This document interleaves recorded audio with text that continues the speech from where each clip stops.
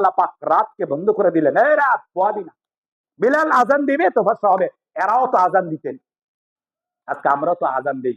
তাইলে রাহগাই ফল রাহগাই রসমে আদা রোহ বালালে না রাহি, ফলসফা রাহ গয়া তলকিন গজলে না রাহি।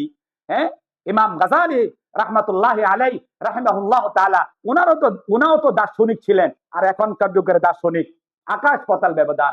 এজন্য ভাই, ইমান ইমান ইমানের উপর প্র্যাকটিস করতে হয়, ইমানের মেহনত করতে হয়। সাহাবায়ে কেরাম ইমানে মেহনত করছে যে নামাজের ভিতরে দাঁড়াইলে দুনিয়ার কোনো দেন খেয়াল আসবে না, এই প্র্যাকটিসটা করেছিলেন সাহাবায়ে কেরাম।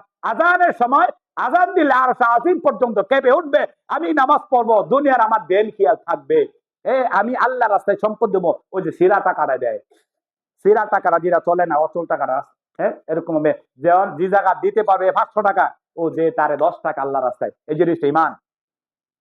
আল্লাহ আমাদেরকে এই আজকে শবে বরাতের রাত্রি, আজকে তো শবে বরাতের রাত্রি, দুনিয়ার কত মানুষ মসজিদে নামাজ পড়তে আসবে, আসলে সকলের জন্য আজকে শবে বরাত না। শবে বরাত হলো তাদের জন্য যারা যারা মুমিন, যারা মুত্তাকি, যারা পরহেজগার, যারা আল্লাহওয়ালা, যাদের নিয়মিত ডিউটি আছে, যারা নিয়মিত ডিউটি করে, ফজরের ডিউটি করে, জোহরের ডিউটি করে, আসরের ডিউটি করে, মাগরিবের ডিউটি করে, এশার ডিউটি করে, রাতে তাহাজ্জুদ পড়ে, কোরআন তেলাওয়াত করে, সুন্নাত তরিকা চলে, নিজেকে হারাম থেকে বাঁচায়, জাহান্নাম থেকে নিজেকে বাঁচায়। আজকের দিন হলো বোনাস।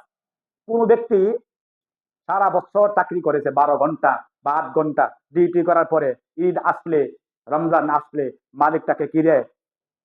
বোনাস দেয় না? সমান পরিমাণ বোনাস দেয়। আল্লাহ পাক রব্বুল আলামিন বলেন, আমার উম্মত, নবী সাল্লাল্লাহু আলাইহি ওয়াসাল্লাম বলেন যে আমার উম্মতের হায়াত একেবারে স্বল্প, একেবারে অল্প, কিন্তু অন্যান্য মানুষ, অন্যান্য উম্মতের হায়াত লম্বা ছিল, বেশি বেশি ইবাদত করছে, কিন্তু আমার উম্মতের হায়াত কম। কিন্তু আল্লাহর নবী, আমার উম্মত শ্রেষ্ঠ, কিন্তু আমার আমলের দিক দিয়ে পিছিয়ে থাকবে, এটা কেমন হয়? আল্লাহ পাক রব্বুল আলামিন উম্মতকে কয়েকটা রাত্র দান করেছে, কয়েকটা দিন দান করেছে। ওই রাত্রিতে, ওই দিনে যদি কোনো ব্যক্তি ইবাদত করে, এক রাত্রি ইবাদত করলে 1000 বছর সমপরিমাণ সওয়াব। এই জন্য আজকে একটা বড় রাত্রি, ওই ব্যক্তি আজকে ফজর নামাজ পড়ে নাই, তার জন্য শবে বরাতের রাত্রি মসজিদে সে না আসে, কিসের? হ্যাঁ, যদি আসে এই নিয়ত কইরা যে আজকের থেকে নামাজ ধরলাম, গুনাহের কাজ করব না, নামাজ আর ছাড়বো না, যদি মসজিদ থেকে তওবা করা যাইতে পারে, জীবনে যত মানুষের হক আদায় নষ্ট করেছি, আর জীবনে যত জিনা ব্যভিচার করেছি, মাতা পিতার হক নষ্ট করেছি, মুশরিকের কাজ যাই করছি না কেন, আজকে রাত্রিতে তওবা করে গেলাম, জিন্দেগিতে আর কোনো করবো না, তাহলে তার জন্য মসজিদ খোলা। কিন্তু আজকে মসজিদে নামাজ পড়বে, সকালে ফজর নামাজ পড়বো না, তার জন্য লাইলাতুল বরাত না।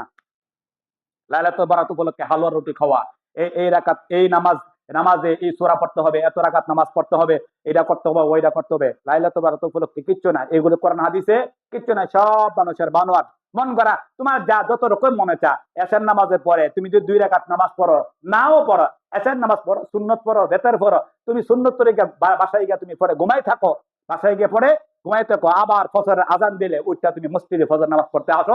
আল্লাহ নবী বলেছেন, যে ব্যক্তি এশার নামাজ পড়ে সুন্নত তরিকা ঘুমাইয়া আবার ফজর